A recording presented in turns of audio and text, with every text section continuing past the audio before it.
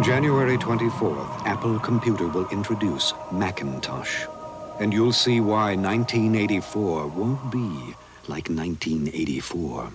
Okay, good afternoon. This is Richard Hsu, host of Hsu Untied, and today I'm really thrilled and honored to have as my guest a legendary Apple co-founder, Steve Wozniak. Woz, welcome to the show.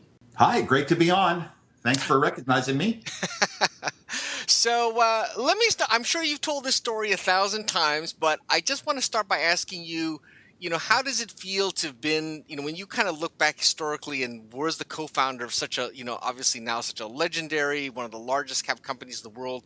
I mean, how does that feel? Do you still feel, just incredibly lucky, or how do you kind of reflect on that? Well, I think at a recent Silicon Valley Comic-Con, Stan Lee said the greatest superpower is luck. I know that I was extremely skilled in certain things that I did, the engineering of the early computers, finding formulas that really made things affordable, finding ways to make a personal computer experience affordable and for a worthy computer, and all those things. But you know what? I was going to build that computer in that year when it became possible, when I saw the method. I was going to build it for myself. And I didn't have these ideas, oh my gosh, start a company or something like that. I think people that start companies sometimes jump too soon.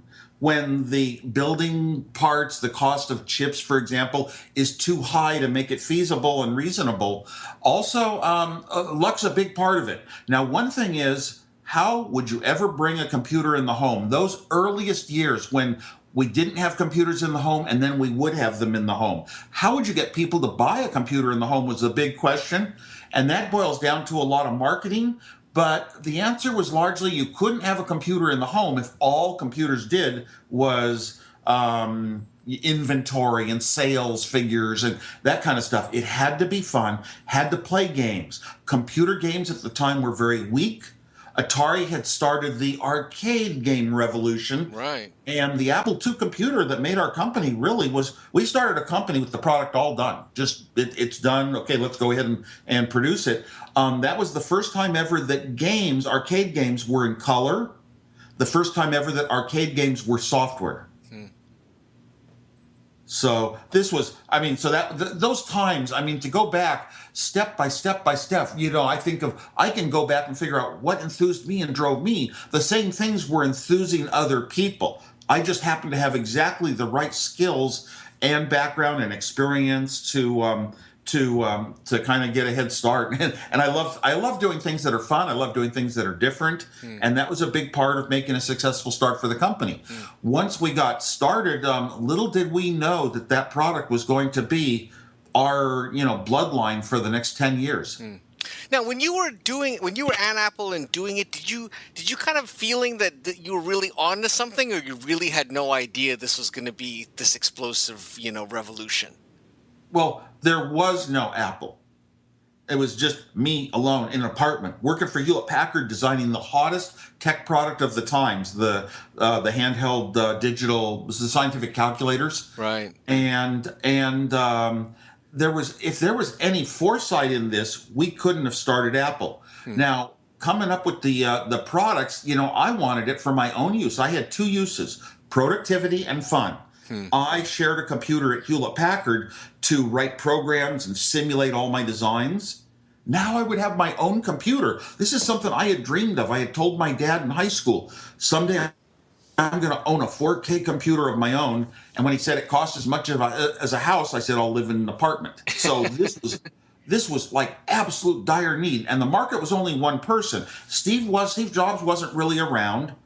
We never had a company in a garage, by the way. We never talked about a product in a garage or did any engineering in a garage or prototyping or manufacturing or the business Steve did on the phone in his bedroom.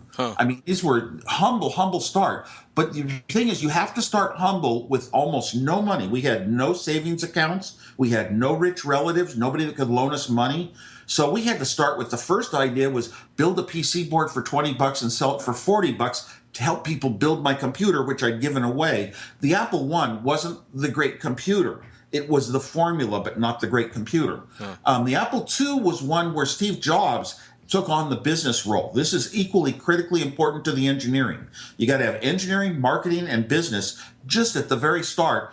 And Steve went out searching ways to raise money. and he talked a business talk. And we got an angel investor to put the money in. And the angel investor owned as much of the company as Steve and I did. You always hear about two kids in a garage. And it's really funny because there was no garage and there was no two kids. There was a third partner, and he was our mentor and he had experience. Right. He ran marketing for us for a long time and was CEO for a while, Mike Markkula. And he told us that we'd be a marketing-driven company because marketing-driven companies like IBM, that's what made them great. So he told us, here is how you set up a technology company. Here are the positions that you hire. He had been in technology companies and knew that stuff. We were just young in our young 20s and no business experience. He told us what our roles would be and our responsibilities and gave clues of marketing. Steve Jobs picked up on the marketing and went in learning that side of things because it's like learning about art. And Steve didn't quite have the engineering and all the math skills and all that stuff for the tech side. So he took off that, and his marketing, he learned to speak well and tell the world why these computers were useful, what you could do with the computer, and that was absolutely critically important. So he was the marketing of the product that was all of our revenues for the first 10 years. Now, when you met, how old is Steve Jobs when you met him? When I met him, he was 16 and I was 20. And so I was in college, he was in high school, and we were introduced by a friend. I had been designing computers. I got to where I could design any computer in the world in 2 days in my bedroom. If you give me a description of the computer, its architecture, I can design it in 2 days. This was in high school, and so I just did it for fun. I never thought I'd have a job designing computers, but I had a summer job programming for a company. When I walked in the wrong door by accident, I got a job. And in that job, one of the executives said he could get me chips that I could never afford to build a computer. So I built a computer of my own design called the Cream Soda Computer, built it with a friend, Bill Fernandez, who was very important, had a lot of links between myself, Steve Jobs, Hewlett Packard, Apple. And Bill said, you got to meet this guy, Steve Jobs, because he's into the digital electronics. He's up on it, and he plays pranks at school like you do. And that's how we met. And I will tell you, the first day I met Steve Jobs, I took him 3 houses down from where we were building that Cream Soda computer, 3 houses down to my house. Steve was in high school, and he didn't really have albums of music. So I showed him all the Bob Dylan liner notes and the lyrics to the songs and shared that with him because that was like the biggest driving force in my life. Sort of influences in, how you should think and what amazing poetry is all about. And so we got turned on to that. And for the next 5 years before Apple, we were friends that you never hear about the Steve Jobs much because it was like Steve Jobs Zero. I mean, I would drive him to college with his girlfriend and go up and visit a lot of times. And we'd go to concerts together. We would play pranks. We would tell jokes. He changed his personality very much. You know how your personality settles around age 18 to 23, and then it's kind of permanent for life. Steve formed that personality when we started Apple because he had always wanted to find a formula to being an important person in the world. And, if you don't have drive, having drive was so critical, and that was so critical to Apple. But he wanted to be that important person, and here we were with a product that could raise money. I would never do it with anyone but my friend Steve Jobs. And we got a big investment. So now Steve Jobs was a founder. He wasn't a CEO. He wasn't an executive. He didn't qualify for any title yet, but he would learn how to do all these things. It was his drive and his inspiration that was pushing Apple. So Steve was now founder of a company with money, and he started assuming his role in life would be very different. He would appear in suits a lot and front pages of magazines and represent himself as the face of the company. And that's great. I was shy. I did not want to talk to press. I just wanted to go in the laboratory and keep designing. I wanted to be an engineer for life and then nothing more. So that was my love in life. So anyway, Steve's personality settled down, but he lost a lot of that young kind of like, let's play pranks and joking flavor. Everything had to be much more serious. Interesting. Well, when you first met him in the early days, did he seem like a very mature 16-year-old or not really? I'm not a very good judge of people. I had a lot of friends in my life that were younger, and I meet a lot of 16-year-olds now even 15-year-olds, 12-year-olds that are very mature. Right. So it's hard to pick them out. Looking back, it seemed to me that Steve was, I don't know. I don't put it as immature and mature. I was immature in a lot of ways. But, when you're that young, it's more like just what kind of a person are you? And he was searching for things, and his friends were the people who had no money, and he didn't seem to feel that he belonged in his family a bit. And his friends were sort of like hippies. It was a counterculture movement going on. And I admired the thinking different of it. And I didn't do all the things, like drugs and all that the hippies were doing, but I admired it anyway, so I hung around with them. And Steve was sort of one of them, walking around in bare feet and sandals, like you do to try to find yourself. If you ever read that book, Into the Wild. Yeah. It's got some philosophies about things that young people go through finding themselves, and Steve Jobs was very much like that. You would look at him and say, oh, he's got nothing, he's done nothing, he's not really going anywhere, he's doing some useless things. But then again, that's just a step in life to finding yourself. And things like school and grades, academic studies is kind of such a worthless reason to call some people intelligent and others not. Would you say you were like best friends? Were you his best friend, or you guys were best friends before, during that period before you started Apple? Like a lot of people, even to this day, I have a lot of extremely good friends, and sometimes friends have different crowds of people. They have different friend groups. Yeah. And you don't know the other one. You're always isolated from them. So I think Steve had a lot of other friends. I considered him best friend. I was very shy and really didn't have friends. So somebody who liked the technology I would do, he would come into town about once a year, see some electronic project I had built for fun, starting with a Pong game, and we did Breakout, and I did a terminal. And he would always turn them into money because he was desperate for money. He had zero. And so that was kind of good for both of us. So tell me, why did you leave Apple? I know a lot of people would tell me specifically, I'm sure you've explained this to a lot of people, but why did you leave Apple when you did? Okay. Apple started with a weak product. None of the big companies believed that these small machines could ever be worth much. And they had good, they know market research, but their market is the people who were using the big, expensive computers. They didn't know new people would buy these things. The spreadsheet came along, and it made Apple very popular. Our sales shot up 10 times. Small businessmen could do something they never dreamed of in their life. And along with that, we had other improvements to our product, and we came up with the floppy disk for one. That was a great story.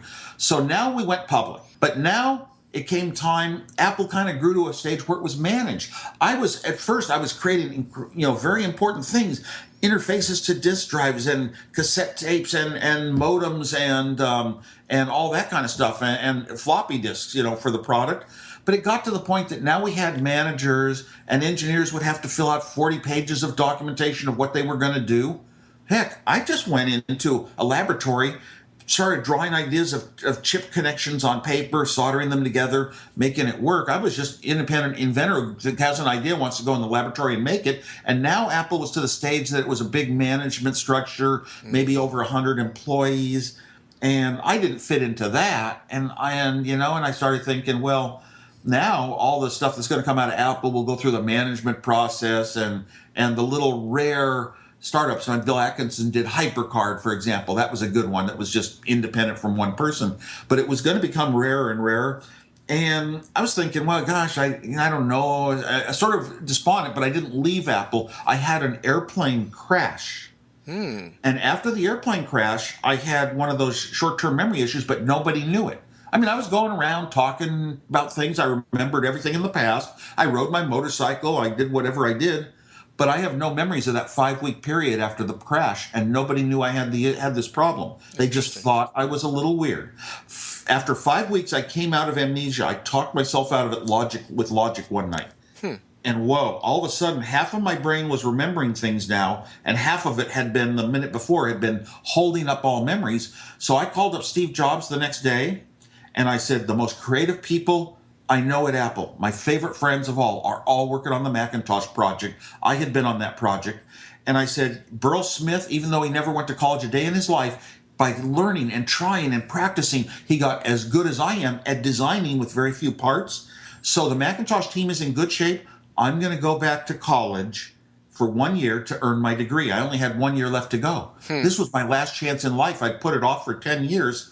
And somehow it's an important thing when you've worked that hard on something. Let's say, 15 years of schooling, and one more will get you that degree. So my name was famous, so I went back to Berkeley under the fake name. They type in their computers fake names for people who have famous last names. Mm-hmm. And I went under the name Rocky Raccoon Clark, and that's what it says on my Berkeley diploma. Now, I did not formally leave Apple. I actually got a small paycheck while I was there. I actually did speeches on the technology circuit now and then, all for free, just whenever Apple wanted me to do something or a club wanted me to do something. We came from a club. So I kept doing stuff and earning a small salary. And then I went back to Apple as a senior engineer and working on Apple II projects because the Macintosh failed. The heartfelt day of my life was the day that Steve introduced the Macintosh, but it failed so strongly. And we had to grasp at straws and figure out a strategy to build a market for 3 years for the Macintosh, but keep Apple II revenues coming in. So I went to the Apple II division and worked on new Apple II that became the Apple II GS eventually. I worked on some ideas called the Apple IIX and helped get things inspired and rolling that way. Then I left again in around 1985, but I didn't really leave. I stayed on I stayed under employment on a salary, small salary, very token salary, but I wanted to be on Apple's payroll computer every single week from the start of the company, and I have been until today. I'm still getting a small salary. Oh, interesting. That was a token, and I left to form a company to build a remote control, and I would never go behind, be disloyal to any company I worked for. Hewlett-Packard, I offered them the computer, and they turned me down basically 5 times. So I wasn't going to leave Apple. So I went to a blackboard and described the universal remote control. They didn't exist back then. And I described what I wanted to build, fresh new idea. And they gave me a nice letter saying, how I was not competing with Apple, and they wished me luck. And I was still an employee getting money from Apple. But more than that, I'm under an employment contract. So I went off and I started this company. We built a great universal remote control. And then my life went into family and a lot of philanthropy, building museums in San Jose. But I didn't, to say I left Apple, not in my heart. Well, when you look back at some of the other things you've done other than Apple, you talked about the universal remote control, the philanthropy. What are kind of some of the highlights now what's some of the stuff that you really enjoy doing, you really feel good about having accomplished? Just helping young people all the time. It's a little known fact, but I had a goal to teach 5th grade after being an engineer, and I kept that goal. Eventually, giving monies to schools was easy and has little meaning, but giving yourself means a lot. So I went and I wound up teaching 5th graders how to use the computers for every subject in school, to present them, to make them look good, to own a computer, to be on networks, to not to be computer geeks like programmer types, technicians and scientists, how to use the computer in normal ways. And my class was 200 hours a year. It was voluntary. Every student in the local public school, I sent my kids to public school. I have reasons for that. But so I taught them, and then I started teaching 6th to 9th graders in advanced classes. And then I even got into programming there. And I would teach teachers on occasion, groups of teachers. So I taught I got up to 7 days a week, and I wound up teaching for 8 years of my life. Well, look, it sounds like you've kind of done it all. You've obviously started companies. You were with Apple. You've built computers. You do speeches.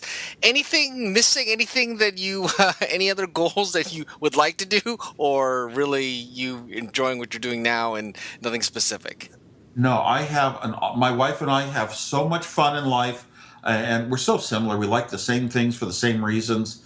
And she was at Apple, in Apple education. I mentioned my teaching, and she was a geek at heart, playing with all the new technology and doing all the setups. So we love things like our car is a computer, the Tesla. Yeah. So we have so much fun, and I also love to go on road trips. Technology is a big thing. I follow it daily. I'm on my computer, checking every news item I can, thinking my thoughts about it, expressing them. They're all independent. I don't like to repeat somebody else's thoughts. But we love to get together. If we have 2 days together, 4 days, sometimes a couple of weeks, we just get in that car and let's make up a road trip. We'll find out how, we go off the Tesla grid and say, we'll figure out how to get back. We're just love the adventures in life.